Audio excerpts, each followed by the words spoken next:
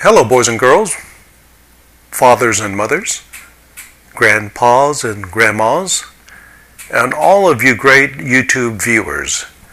This is Kenny Erzi, and today is my first YouTube, and I'm going to discuss what it means to be a good person. I'm a great fan of the amazing YouTube. There are so many programs available. I've learned dance on YouTube. I've learned how to speak languages. I have also seen great comedy. What original talents and personalities. But today I want to step into YouTube because I want to share some ideas with you. And this idea comes from reflecting upon what it means to be a good person. What does it mean? I mean, we're not talking about a nice person. We're talking about a good person. In life, we have many ups and downs, highs and lows, and there's mistakes and transgressions. And as human beings, we sometimes reflect upon what it means to be a good person. We want to improve ourselves. So I thought I might read a little philosophy, some ethics, a little psychology. And I found out that a lot of the philosophers are great. They get into very, very detailed abstract arguments. But when it comes to practicality, they're a little lacking.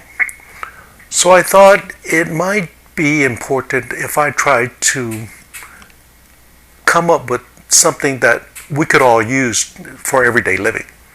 So I'm happy to say I believe there are 5 guidelines that we can put into practice if we're diligent, and if we're mindful, and if we're conscious of it, we could actually become good persons. So what are these 5 guidelines? These are empathy, morality, civility, happiness, and wisdom. These are all accessible to us all. Now, I'm not saying we'll ever be perfect, no one ever is, but the good thing is we can connect to that good person within us. And this good person can come out, and it's never too late. So let's start with empathy. Guideline 1, empathy. Cultivate empathy. What is the meaning of empathy? It means understanding and respecting the feelings and the views of others. And it's putting yourself in someone else's shoes. But the golden rule of empathy was first formulated some 2,500 years ago. And it was none other than Confucius, who said, the central aspect of all his ethics is this: do not do unto others what you would not want others to do unto you. Very, very simple. So you don't like people to cheat you. You don't like people to lie to you. You don't like people to bully you. Then don't do it to others. Don't cheat others. Don't lie. And don't bully others. So the Bible also has a positive spin on the same golden rule. And it says, do unto others as you will have others do unto you. So do you like people to be kind to you? You want people to love you, to respect you, to give to you? Then do unto others this. Give a little kindness, a little love, a little bit of giving. It wouldn't hurt. Now, so the beauty of this positive and negative golden rule is that there are no special rules here. You don't need any special training or rules to put it into practice. The don't do's reside within you. And what you like others to do upon you reside within you. So the reciprocity here, the golden rule for others to put it into effect to each other, is such that we don't need to get into our individual differences. And it just dawned on me that if everyone were to inculcate this golden rule as children at an early age, we could most likely cut down on bullying by some 80% in all schools. So teachers, let's incorporate this into the curriculum. It's time. Now, let's go to aspect number 2, guideline, morality. Cultivate morality. Let's activate or put into play your own moral conscience as an inner guide. Now, that means we don't need to read 100 books of philosophy or ethics. We don't need to spend all our time delving into abstruse arguments. And it doesn't mean joining a moral majority that constrains you, that tells you you can't do this, you can't do that, you must do this. We're not talking about that. I think the moral conscience that I'm talking about is just your common sense of what is right and wrong. This is really good enough. In other words, cultivate no regrets before you act. Keep unhealthy and depraved thoughts out. Your own sense of morality will serve you well. So, what we want to cultivate is this idea of a clear conscience with your moral inner sense watching over you. And of course we will make mistakes, but own up to them. Ask for forgiveness. Apologize. And if others also transgress you, forgive them as well. So I think this moral approach is important because we haven't given it much thought in our everyday living. Number 3, civility. What is cultivating civility? You know, as social beings, we're born to live together in a civil society. Civil society is now becoming much more global. We are now cosmopolitan. There are multiple cultures. We learn from other cultures. We're beginning to see that we are not the center of the universe.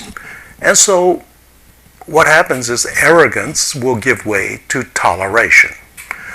But for our immediate purposes here, how do we become more civil? Well, let's start by toning down our ego. Add a little humility. I, me, myself attitudes foster a sense of aggressiveness and selfishness. We have enough protections under our great Constitution to protect our individual rights. I think it's time for us to now think in terms of cooperating with others. So why not cooperate instead of compete? Why not tolerate instead of be overly judgmental of others? Why not become less controlling and live and let live?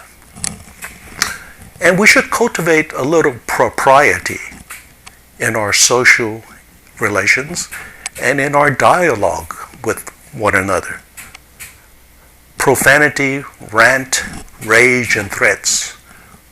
These are detriments to a civil society.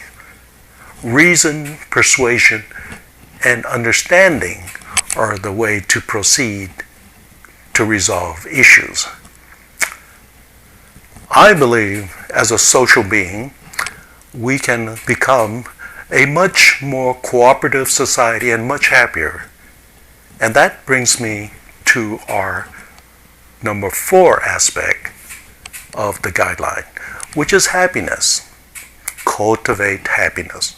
Now, Happiness is elusive in today's crazed, materialized culture of excessive wants.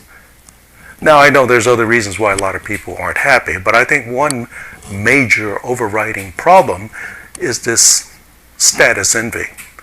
This status envy is perpetrated by a lot of commercials, and it's ingrained in a lot of our society. So I think it's time for us to step back and instead of seeing status envy on television, seeing status envy occur when we see our friends flaunt their designer wares or when our relatives get ahead financially, step back and ask yourself, what is the most important aspect of living? Well, it's happiness. And happiness, believe me, is not bought. Happiness is something that comes from the inner self. And love and friends can help you achieve that. I really think that if we were to have all the material things in the world but no friends, we'd be quite miserable.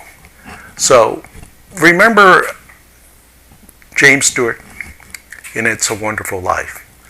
In the last scene, when his brother Harry gives a toast to him, he says, "To the richest man in this town, my brother, George Bailey."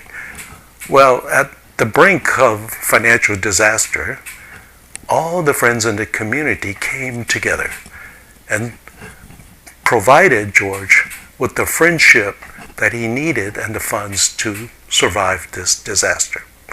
So no man is a failure if you have friends. So I think this is something we should begin to focus on. Happiness with friends. Finally, guideline number 5. Wisdom. Wisdom comes with experience, and it is the ability to act wisely after learning from the past. Wisdom grows if we utilize it, if we nourish it, and if we use it to take stock and reflect on each stage of our life. It's never too late to do right. Learn the biographies of great people who have overcome their bad habits and their follies. Wisdom is the tried and true path to a better person. And wisdom comes with age. That's why I left it for the number 5. Well, that concludes our discussion about what it means to be a good person. I've provided some how to be a good person with 5 simple guidelines. But you do need to have honesty. When you approach this, you have to be open with yourself. You have to be conscious of it, and you have to practice it, and hopefully you can cultivate it. And it doesn't matter your economic status. It doesn't matter your educational attainment, nor your age. Just be mindful that we can all be good. So let's cultivate these 5 guidelines, and what are they? Empathy, morality, civility, happiness, and wisdom. And once a year, do a summing up and come up with ideas and share it with me. Add to my list of 5 or amplify what you think it means to be a good person. And I will learn from you. Now let's go to it. Make that connection with that good person within us all. Well, this concludes Commentary 1. Commentary 2 would deal with the good citizen in today's 21st millennium. Well, I hope you will recommend this video to other people.